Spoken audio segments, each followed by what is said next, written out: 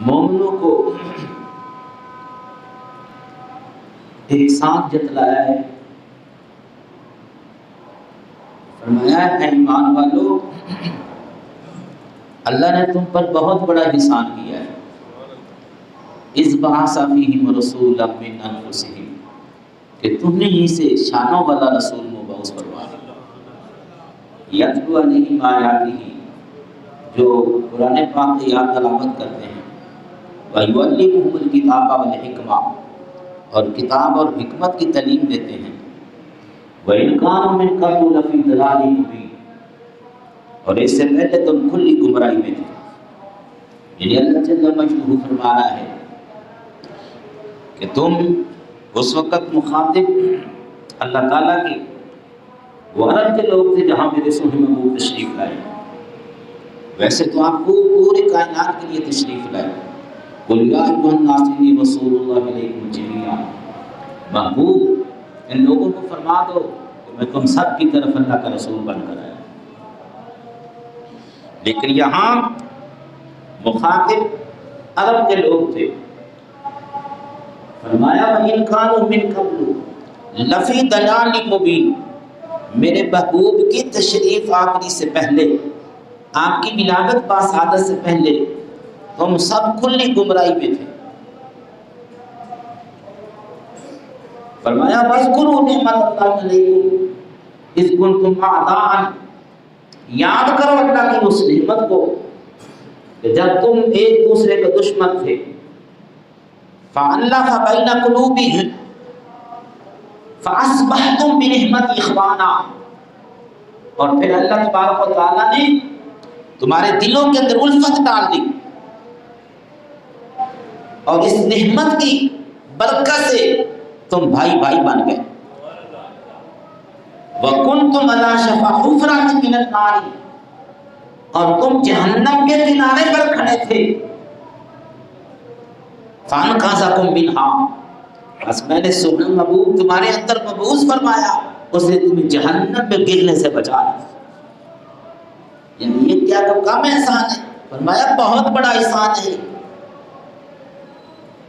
کہ میں نے اپنا سونا محبوب بھیج کر تمہیں ہدایت بھی عطا فرمائی اور تمہیں جہنم کی آگ سے بھی بچا دیا، اور اس پر جتنا بھی میرا شکر ادا کرو اتنا ہی کام۔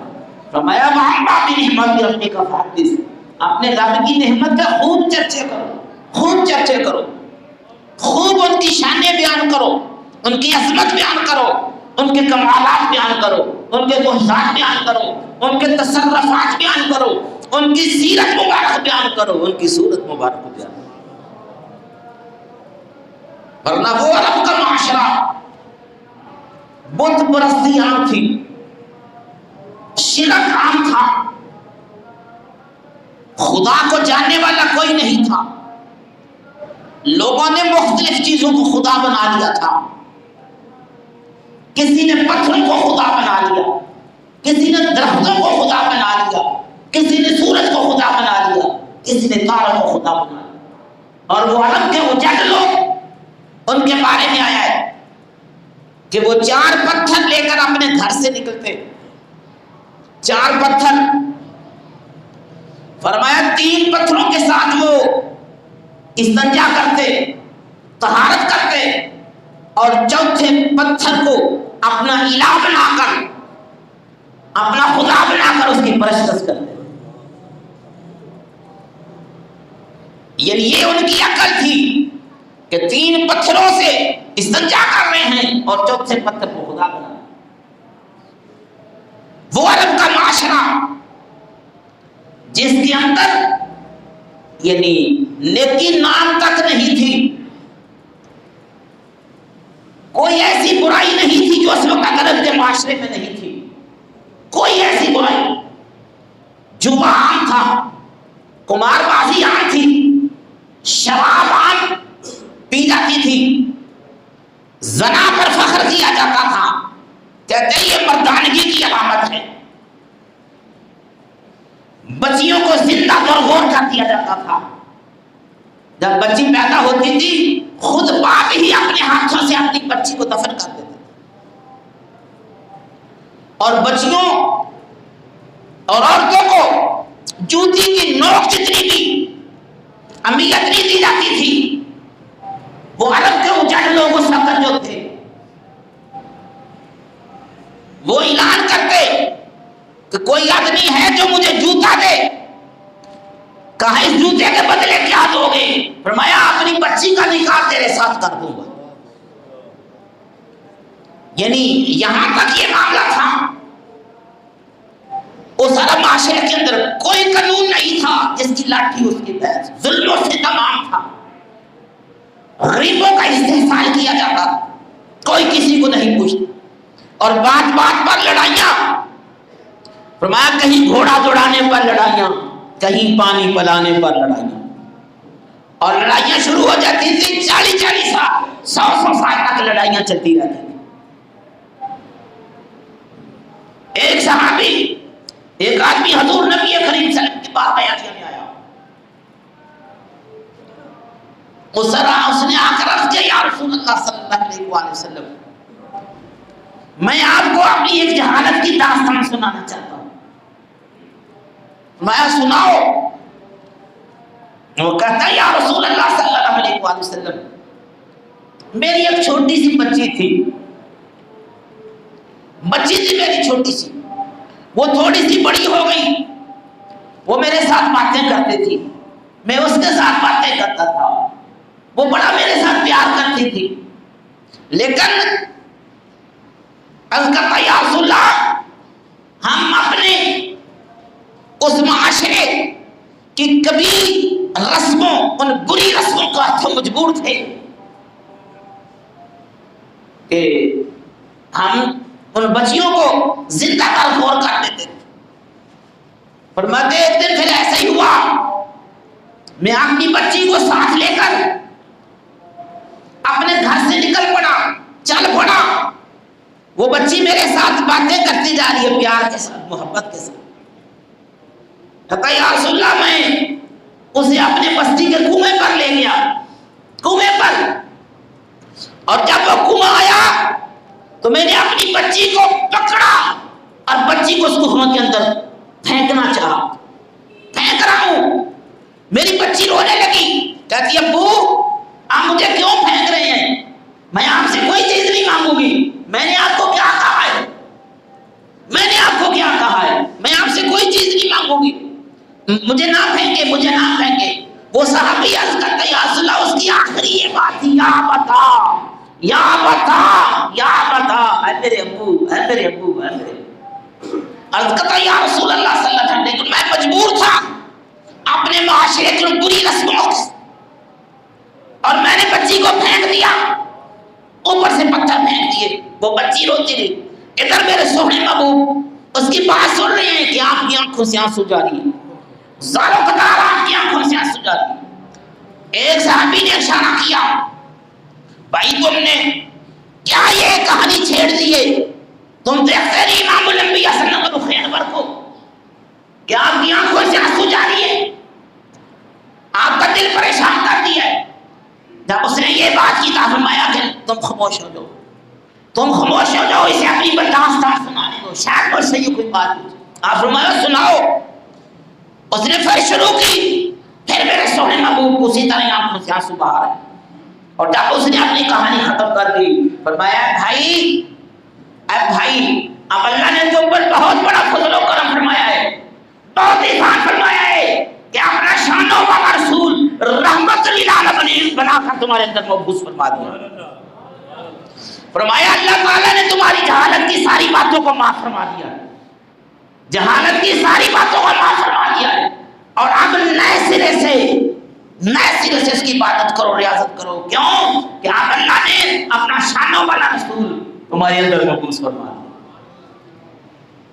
شانوں والا رسول وہ سونے محبوب جنہوں نے آخر اعلان فرمایا، فرمایا وَلَا تَقْتُلُوا أَوْلَادَكُمْ خَشْيَةَ مِنْ إِمْلَاقٍ. فرمایا لوگوں اپنی اولاد کو یہ نانو نفتے خوف سے قتل نہ کرو. نحن نرزقهم وإياكم، ہم انہیں بھی رزق دیں گے، تمہیں بھی رزق دیں گے، ان کو قتل نہ کرو. اور فرمایا ان کو قتل کرنا بہت بڑا گناہ ہے. ان قتلہم کان خطأ کبیرا، یہ بہت بڑا گناہ ہے اپنی اولاد کو قتل کرنا. فرمایا قد خسر الذین قتلوا اولادہم سفہا بغیر علم، فرمایا وہ بڑے ہی گھاٹے میں رہیں گے، بڑے ہی نقصان میں رہیں گے جو بے علمی یا بے وقوفی سے اپنی اولاد کو قتل کرتے ہیں. فرمایا یہ بہت بڑا گناہ، فرمایا اولاد کو قتل نہ کرو، یہ بہت بڑا گناہ ہے. اللہ فرما رہا ہے کہ میں تم کو بھی رزق دوں گا، ان کو بھی رزق دوں گا، رزق میرے ذمہ، رزق میرے ذمہ، میں واسطے کو میں رزق. فرمایا ایسا ظلم اپنی بچیوں پر نہ کرو. یہ میرے سونے محبوب نے آ کر ان کو فرمایا. اور آج بھی اس طرح کی کئی کبھی رسمیں، آج بھی بدبخت ہیں لوگ جو اپنی اولادوں کو قتل کرتے ہیں. چند دن ہی کا واقعہ ہے، یہ شاید کہنا قصور کے قریب ایک بدبخت باپ نے اپنے 4 بچوں کو قتل کر کے نہر کے اندر ان کو بہا دیا. یہ بہت بڑا گناہ ہے. میرے سونے محبوب نے فرمایا ایک ٹائم آئے گا کہ لوگ کتوں سے جو بڑی محبت کریں گے، کتوں سے بڑا پیار کریں گے اور اپنی اولاد کو قتل کریں گے. کتوں سے پیار اور اپنی اولاد کو قتل کریں گے. فرمایا اور آپ یہ دیکھ لو یہ معاملہ اس طرح ہے، لوگ کتوں کے ساتھ پیار کرتے ہیں، ان کو چومتے ہیں، ان کو چاٹتے ہیں، حالانکہ میرے سونے محبوب نے ارشاد فرمایا کتے کو آپ نے قتل کرنے کا حکم دیا ہے سوائے 2 کتوں کے. فرمایا ایک کتا وہ جو تم نے اپنی حفاظت کے لیے رکھا ہے، اپنے جانوروں کی حفاظت کے لیے، وہ کتا جائز ہے. اور ایک وہ کتا فرمایا جو تم نے اپنے غنم، اپنے جانوروں کے لیے رکھا ہے، یہ اور دوسرا شکار کے لیے، شکار کے لیے رکھا ہے. فرمایا یہ 2 کتے جائز رکھنے، ان کے علاوہ فرمایا کتوں کو قتل کرو. لیکن ہم ایسے مسلمان ہم کیا کرتے ہیں؟ ہم کتوں کو پالتے ہیں، پیار کر ان کو چومتے ہیں، چاٹتے ہیں.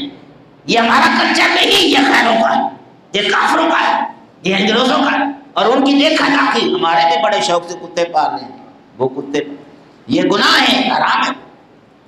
میرے سونے محبوب کی حدیث پاک آپ فرمایا جس گھر میں کتا ہو یا جس گھر میں تصویر ہو، فرمایا اس گھر میں رحمت کے فرشتے نہیں آتے.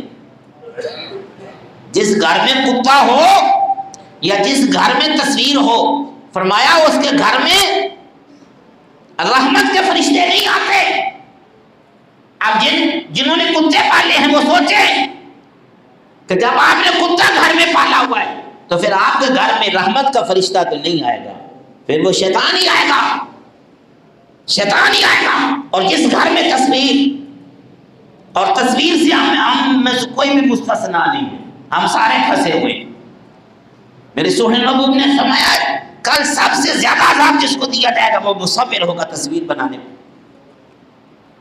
فرمایا جس گھر میں تصویر ہے، چاہے وہ میرے باپ کی ہے، چاہے وہ میرے شیخ پیر کی ہے، فرمایا اس گھر میں کتا نہیں آئی، فرشتہ رحمت کا فرشتہ نہیں آتا جس گھر میں تصویر ہو. اور ہمارے گھروں میں تو سینکڑے تصویریں، کہیں ہم نے کتے کی تصویر رکھی، یہ بھی بہت ہے، کہیں ہم نے وہ شیر کی وہ رکھا ہے، یہ کیا ہے، یہ وہ ڈیکوریشن پیس. اور یہ حرام ہے گھروں کے اندر ایسی چیزیں رکھنا، بتوں کی مشابہت یا تصویریں، یہ حرام ہے. لیکن ہم آج کل یہ معاملہ عام ہے، کوئی عام ہے یا خاص ہے، کوئی پیر ہے یا مفتی ہے، سارے اس میں پھنسے ہوئے. سب اللہ ہمیں معاف فرمائے. اور خصوصاً 2 ابھی میں سوچ رہا، خصوصاً دو طبقے، ایک اہل تشیع اور ایک اہل سنت والجماعت. دیکھ لو ہمارا یہ میلاد پاک کتنی برکت والی یہ محفل ہوتی ہے، یہ برکت والی محفل ہوتی ہے. لیکن ہم وہ تصویر چھپواتے، وہ پوسٹر چھپواتے ہیں تو وہاں مفتی صاحب کی سب سے پہلے تصویر اتنی بڑی، پھر پیر صاحب کی تصویر، پھر مقرر صاحب کی تصویر. ہاں یہ ساری تصویریں ہم اہل سنت و جماعت کو نشتیار ہوں. یہ اس میلاد کا کیا فائدہ جس میں آقا دو عالم صلی اللہ علیہ وسلم کے فرمان کی خلاف ورزی ہو؟ کیا میرے محبوب کی سنت کی خلاف ورزی نہیں ہے؟ وہ خود بھی سمجھتے ہیں کہ یہ جائز نہیں ہے. اگر جائز ہے تو پھر مسجد کے اندر کیوں نہیں لاتے اس پوسٹر، اس اشتہار کو مسجد کے اندر کیوں نہیں لاتے؟ باہر لگا جاتے ہیں، اندر نہیں لگاتے. انہیں پتا ہے کہ تصویر ہے اور یہ تصویر نجائز ہے. تو جب نجائز ہے پھر کیوں نہیں اس کو ختم کرتے؟ یہ سارے ہم پھنسیں گے جو ہم بڑی بڑی اپنی تصویروں پوسٹروں پر اشتہاروں، میں نے کہا کہ صرف اہل تشیع ان کے پوسٹروں پر تصویریں ہوتی ہیں، یا اہل سنت والجماعت کے پوسٹروں پر اشتہاروں پر تصویر ہوتی ہے، اور باقی تو ویسے ہی فارغ ہے. انہوں نے تو میلاد کرانا ہی نہیں ہے. ہاں جب میلاد نہیں کرانا ان کی تصویریں بھی نہیں ہوتی، نہ بھابھیوں کی، نہ وہ دیوبندیوں کی، نہ کسی اور کی. کیوں؟ وہ اس چیز کے قائل ہی نہیں، اور وہ تصویروں سے بھی ان کے اشتہار. لیکن ہماری یہ برکت والی عصمت والی یہ محفلیں، ہم اس کو یہ اس طرح خلاف ورزی کر کے ثواب سے محروم ہو. تو میرے سونے محبوب نے فرمایا کہ جس گھر میں تصویر ہوگی اس میں بھی رحمت کا فرشتہ نہیں آئے گا، جس گھر میں کتا ہوگا اس گھر میں بھی رحمت کا فرشتہ نہیں آئے گا. اس لیے ان سے